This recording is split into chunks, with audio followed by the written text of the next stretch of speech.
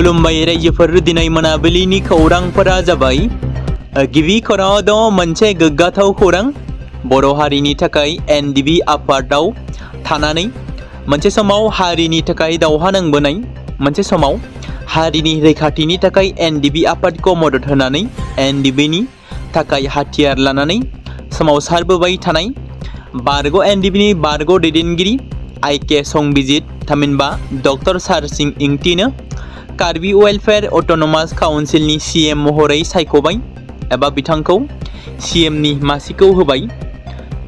बे समाव मोनसे गिदिर बिथांनिसिम कंग्रेचुलेसन जासिहरनांगोन, मानो होनोबा एनडिबिनि बारग' दैदेनगिरि आइके संबिजितआ कार्बि वेलफेयार अट'नमास काउन्सिल थामहिनबा KWAC नि गाहाय मावफुं सोद्रोमा महरै बिबानखौ मोननो हाबाय। बिथांनिसिम रोजा रोजा कंग्रेचुलेसन जासिहरबाय। तिनिसुकियायाव आल्फा आइनि सानै केडारखौ हमदों, लोगोसे हाथियारबो बोखांनो हादों। तिनिसुकिया पुलिसा मिरु एजेन्सिफोरनि हेफाजाबजों शुक्रबाराव जागुनाव मोनसे इन्टेलिजेन्सनि गेजेरजों जानाय अपारेशनाव आल्फा आइनि सानै केडारखौ खायो। हमजानाय सुबुंफोरखौ सियर असम उर्फे हुमेन ज्योति बरुवा जाय 27 बोसोर बैसोनि आरो मनज असम उर्फे पापु मरान जाय 30 बोसोर बैसोनि होनना सिनायथिनाय जादों। पुलिसा फोरमायनाय बादिब्ला बिसोर तिनिसुकिया सोहोराव नोगोरारिफोरनि सायाव जेरै-मेरै गाग्लोबनो नागिरगासिनो दंमोन। रैखाथि हान्जानिफ्राय बोखांनो हादों गंनै AK-56 राइफल, 172 राउन्ड गुलि, गंनै हेन्ड ग्रेनेड, मुलि, सिरिन्ज, अपियड जाग्रा मुवा जगायनाय, बेकपेक आरो गुबुन दावहायाव बाहायग्रा मुवा बेसादफोरखौबो बोखांनो हायो। जाथायनि सायाव केस रेजिस्टार खालामनाय जादों आरो बेनि सायाव नायबिजिरनाया गोख्रोङै सोलिगासिनो दं होनना मिथिनो मोननाय जादों। तामुलपुर जिल्लानि भारत-भुटान सीमा ओनसोलाव मैदेरनि उदखार। तामुलपुर जिल्लानि भारत-भुटान सीमा ओनसोलाव सानफ्रोमबो मैदेरनि उदखार जाबाय थानायखौ नुनो मोन्दों। थांनाय हरनि समावबो आरोबाव हाग्रानि मैदेरा गंनै नखरखौ सिलिंखार खालामदों। कुमारिकाटा हाग्रा बिफाननि आवथायाव गोग्लैनाय अभयपुर गामियाव गिथावना थासारि सोमजिहोयो, जेराव फालो मैदेरनिफ्राय मानै हाग्रानि मैदेरा जुदायै फैनानै सरासति मण्डल आरो बिनारानि मण्डलनि गंनै नखरखौ सिफायनानै बायदि रोखोमनि खहा खालामलाङो। गामिनि रायजो राजाफोरा थिं दामनानै अर लगायनानै आरो गोमसारग्रा बमा गावनानैसो खारनो गोनां जादों। मख'नो गोनांदि तामुलपुर जिल्लानि भारत-भुटान सीमा साखाथिनि गामि ओनसोलाव हाग्रानि मैदेरफोरा हर जाबानो सानफ्रोमबो उदखार खालामगासिनो दं होनना भुगिनांनाय सुबुंफोरा फोरमायदों। मोनसे गिख्रंथाव जाथाय साप्तग्रामाव रेलगारिनि सौग्रावनायाव सासे लाइमोननि जिउ खहा।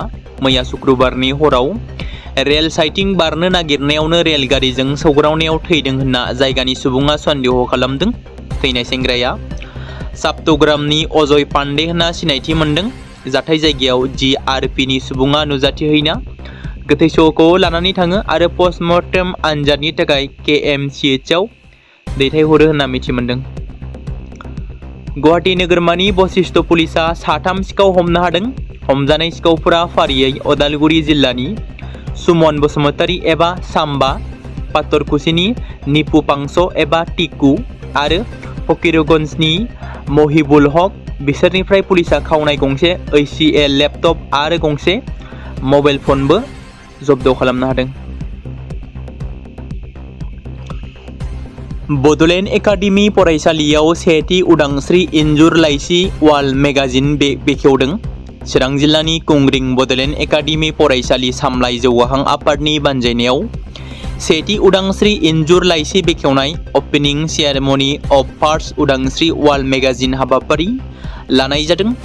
बे बेखेवनाय हाबाफारियाव गाहाय आलासि महरै बाहागो लाफैदों।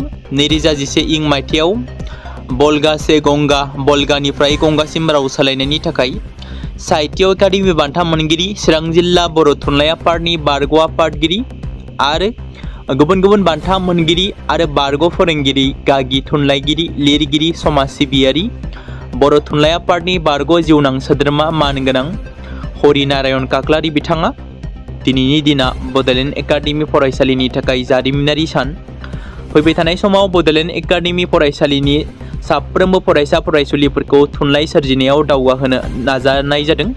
लोगोसे बे बेखेवनाय हाबाफारियाव माननि आलासि महरै बाहागो लाफैदों ओनसोलनि सिङाव थानाय माहारियारि आफाद, राजखान्थि आफाद, सानसुमै मेलेमजिबि, सामलाय आफाद, फोरोंगिरि आरो फरायसा फरायसुलिफोरा मैखोमै बाहागो लानानै हाबाफारिखौ जाफुंसार जाहोयो।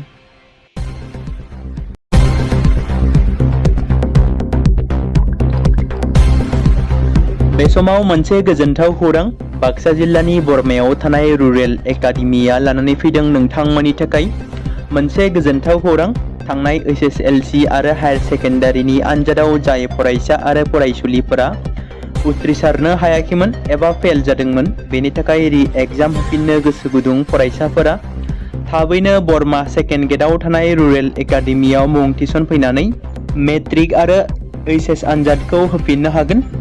बेनि अनगायैबो जाय फरायसाफोरा थांनाय मेट्रिक आरो एचएस आनजादाव नांगौ बादि जौखोन्दो एबा मार्क्स लानानै उथ्रिसारनो हायाखैमोन, बिथांमोनाबो बे रुरेल एकाडेमियाव एडमिशन खालामफैनानै मार्क्स इमप्रुभमेन्ट खालामनो हागोन। स्ट्रिम हिसाबै आर्ट्स, साइन्स आरो कमार्सनि गासैबो फरायसाफोरा रुरेल एकाडेमियाव एडमिशन खालामनो हागोन। बेनि थाखाय थाबैनो 8761903455 नङाब्ला 87203585 जानबुं नम्बराव जगाजग खालामहरनो हागोन।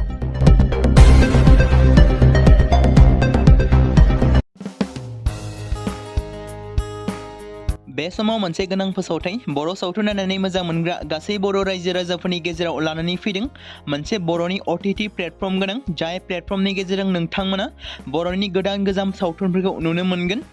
थांनाय माखासे बोसोर सिगां बर'नि गेजेराव लानानै फैनाय निउबो एप बायदिनो फिन आरोबाव लानानै फैदों बर' रायजो राजाफोरनि थाखाय। बे बाथ्राखौ मख'नाया गोनांदि 2025 मायथाइनि जानुवारि दानाव ओंखारनाय आंगो स्ट्रिम मुंनि मोनसे OTT प्लेटफर्म गोनां निउबो एपनि गेजेरजों नोंथांमोना गोबांथार बर'नि सावथुनफोर जेरै ट्रेजेडि, रमान्टिक, एक्शन आरो कमेडिजों बुंफबनाय सावथुनफोरखौ नुनो मोनगोन। जेरै सनानि नखर, थांखि गैयै समाज, अनसुला आफा, हिर', बिमा बायदि बाजै, अर, थैसाम, वान्टेड, संदान आरो रं नाम्बार बायदि सावथुनफोरा मख'जाथाव। बेफोर सावथुनफोरखौ नायनो थाखाय नोंथांमोना गिबियावनो आंगो स्ट्रिम एपखौ गाव गावनि मबाइलाव थानाय प्ले स्ट'रनिफ्राय डाउनल'ड खालामनानै लोगोसे इनस्टल खालामनानै गावनि मबाइल नाम्बारजों लगइन खालामनानै लाग्रोनांगोन। बेनि उनाव नोंथांमोना गोबांथार नुनो मोनै सावथुनफोरखौ गुगोल पे, फन पे आरो पेटिएमजों रं नाम्बार सावथुनखौ नायनो थाखाय 60 रां आरो संदान सावथुनखौ नायनो थाखाय 80 रां, वान्टेड सावथुनखौ नायनो थाखाय 60 रां, थैसाम सावथुनखौ नायनो थाखाय 60 रां, बेबायदिनो गोबांथार नुनो मोनै सावथुनफोरखौ नायनो थाखाय सुबिदा खालामनानै होदों आंगो स्ट्रिम प्लेटफर्मा। फिन नोंथांमोननि गेजेराव फोरमायबावनो लादों बर' सावथुन नायनानै मोजां मोनग्रा गासै बर' रायजो राजाफोरनि गेजेराव लानानै फैदों मोनसे बर'नि OTT प्लेटफर्म गोनां, जाय प्लेटफर्मनि गेजेरजों नोंथांमोना बर'नि नुनो मोनै सावथुनफोर जेराव गोदान गोजाम सावथुनफोरखौ नुनो मोनगोन। बे बाथ्राखौ मख'नाया गोनांदि 2025 मायथाइनि जानुवारि दानाव दिहुनजानाय आंगो स्ट्रिम मुंनि मोनसे OTT प्लेटफर्म गोनां एपनि गेजेरजों नोंथांमोना गोबांथार बर'नि ट्रेजेडि, रमान्टिक, एक्शन आरो कमेडिजों बुंफबनाय सावथुनफोरखौ नुनो मोनगोन। जेरै रं नाम्बार, संदान, वान्टेड, थैसाम, अर, बिमा बायदि बाजै, हिर', अनसुला आफा, थांखि गैयै समाज, सनानि नखर बायदि बायदि सावथुनफ्रा मख'जाथाव। बेफोर सावथुनफोरखौ नायनो थाखाय नोंथांमोना गिबियावनो आंगो स्ट्रिम एपखौ गाव गावनि मबाइलाव थाखानाय प्ले स्ट'रनिफ्राय इनस्टल खालामनानै गावनि मबाइल नाम्बारजों लगइन खालामखांनायनि उनाव नोंथांमोना गोबांथार नुनो मोनै सावथुनफोरखौ गुगोल पे, फन पे आरो पेटिएमजों रं नाम्बार सावथुनखौ नायनो थाखाय 60 रां, संदान सावथुनखौ नायनो थाखाय 80 रां, वान्टेड सावथुनखौ नायनो थाखाय 60 रां, थैसाम सावथुनखौ नायनो थाखाय 60 रां, बेफोरबायदिनो अर सावथुनखौ नायनो थाखाय 60 रां पे खालामनांगोन। बेबायदिनो गोबांथार नुनो मोनै बर' सावथुनफोरखौ नायनो थाखाय सुबिदा खालामनानै होदों आंगो स्ट्रिम प्लेटफर्मा। बे समाव मोनसे गोजोनथाव खौरां BTC हालामनि रायजो राजाफोरनि थाखाय मोनसे गोनां फोसावथाय। क'क्राझार जिल्लानि सिङाव थानाय बड'लेण्ड एकाडेमि सिनियर सेकेन्डारि स्कुला लानानै फैदों गोजोनथाव खौरां। बड'लेण्ड एकाडेमि सिनियर सेकेन्डारि स्कुला 2026 आरो 2027 सोलोंथाइ बोसोरनि थाखाय लानानै फैदों नार्सारिनिफ्राय लानानै थाखो 9 सिम फरायसा आरो फरायसुलिफोरनि गुन गोनां सोलोंथाइनि थाखाय खम बेसेनावनो गोदानै मुं थिसननायनि खाबुखौ होगासिनो दं।